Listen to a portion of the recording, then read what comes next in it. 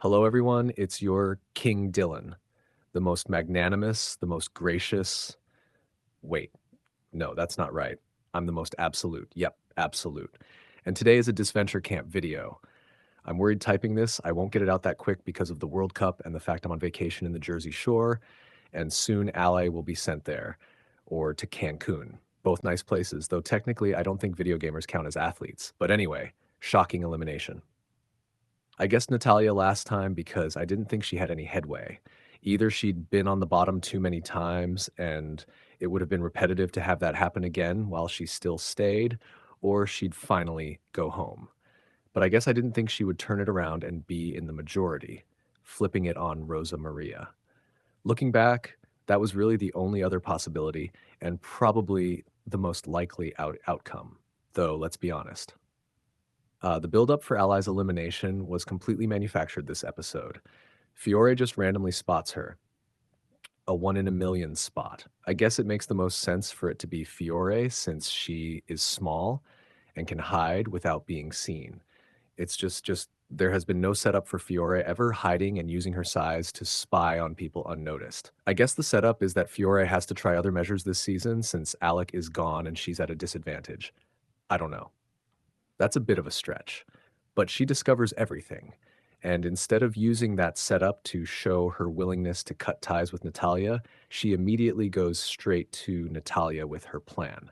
Though I guess it was less about saving Natalia and her allies and more about eliminating a threat she wasn't aligned with. At first, I thought Tom was going at the start because he has way less runway in the narrative than Natalia for the season. He's really less important and honestly should have been targeted instead of Bruno. He didn't get much screen time this episode, but I figured he didn't need it. A stupid thought for someone who's the face of the franchise. Of course, they're going to give this guy the most glorious exit whenever it does come, though how deserved that is another question. His talk with Gabby felt like a goodbye conversation that would push Gabby into a storyline where she either learns to grow and be okay without all her buddies, or she quits because the pressure and loneliness finally get to her. But Ally, what can I say? When I saw Ally giving that speech before Tribal, where she clearly saw the warning signs but kept holding on to hope, I knew exactly what they were doing. Survivor does this all the time, every time. Ozzy was made to look like an idiot, saying he wasn't too sure about that Tribal, and lo and behold, he's gone. I knew that edit was just misdirection. Anyway, let's count up the tally on the Natalia versus Rosa Maria rivalry. I'm not counting the Aiden vote because they weren't feuding yet. The Alec vote doesn't count either because they weren't on opposite sides. Um, there were three different targets. The Anastasia vote goes to Natalia. That's her win. The Benji vote goes to Rosa Maria. Bruno also goes to Rosa Maria. Now, Natalia ties it with this vote. So technically, they've both gotten the same number of wins over each other. It felt like Rosa Maria was dominating Natalia more because she stayed in the majority longer. But I think that's mostly because of the stretch between all the favorites getting voted out, where a lot of fans left instead. Spencer, by the way, was only on the wrong side of the Alec vote against Natalia. Every other vote, he's been on the correct side. So he's probably playing the strongest game right now. He's playing every side. But anyway, I was so mad when I saw Natalia pick up that idol. Why? In Survivor, John from San Juan del Sur tried passing his idol to his wife Jacqueline when he got blindsided with it, but production called foul because he had already been voted out. But Natalia doing it in this Survivor parody show? No. I won't allow it. I am the king after all. I cannot allow such things. Then I saw her explain it can't actually be used as an idol, but she can pretend it's an idol. Okay, that's different. I still don't really like it because in Survivor, nobody would just throw their idol onto the set and the producers would leave it there for someone else to find. Why throw your idol away, Ally? Why even reveal it? You don't need to leave looking like a fool in front of everyone. But this also completes the circle. We've now had a failed idol play where Hauser goes home, something Survivor itself has never done, a successful idol play, a successful idol play on someone else. Earlier this season, a failed idol play on someone else. And now Ally being voted out with an idol in her pocket. Circle complete.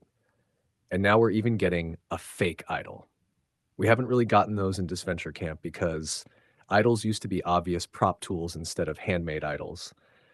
But now that they've changed them into handmade idols, fake ones can actually exist. Last thing, I'm shocked Natalia just decided to go with Fiore's vote on Ally instead of Spencer without even hearing Ally had an idol. It makes some sense because Ally betrayed her, but Spencer betrayed her too. So the only other story point they could have explored is Natalia considering Fiore as close of a friend as Tom and Gabby, enough that she simply trusts whatever Fiore wants. That could have been really interesting, especially since last episode Fiore basically said she was jumping ship. Having Natalia place that much trust in her could either pull Fiore back in emotionally or make her much more conflicted going forward as she plays a more social game. But that doesn't really matter now. Now I want to talk about the Sam and Spencer stuff. That is so stupid. Spencer somehow immediately figured out Sam intentionally forced a tie vote to eliminate his real target. First of all, Spencer can't actually know Dunia leaving was what Sam wanted. Maybe if Spencer specifically recognized Dunia as the social threat, then sure.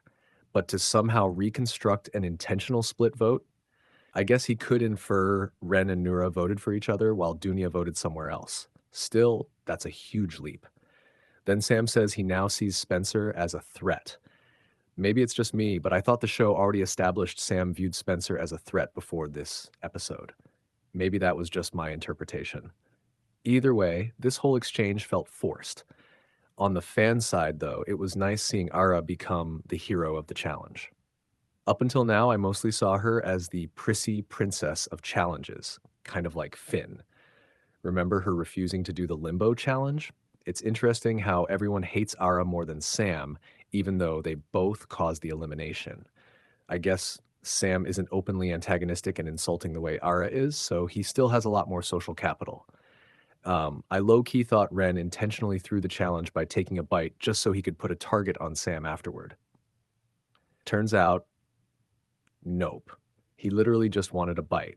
I guess someone had to do it. Still, Ren pieces together Sam's trickery surrounding the idol play. I wonder whether he'll openly oppose Sam or decide to keep his friends and enemies closer. Now on to predictions. The merge has to be happening now.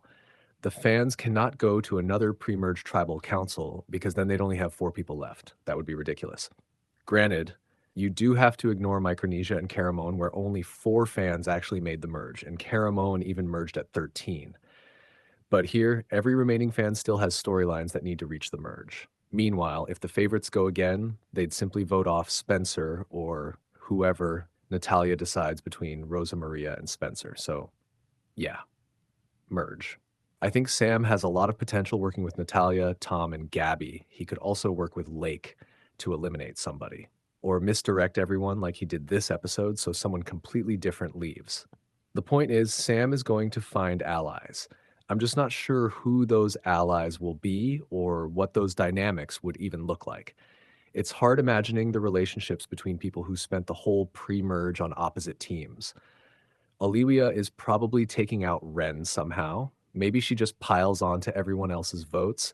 Honestly, I don't really care much about her dynamic with Nura. They're basically just outsiders, which makes sense because they're both kind of weird. Ren probably goes around 10th place.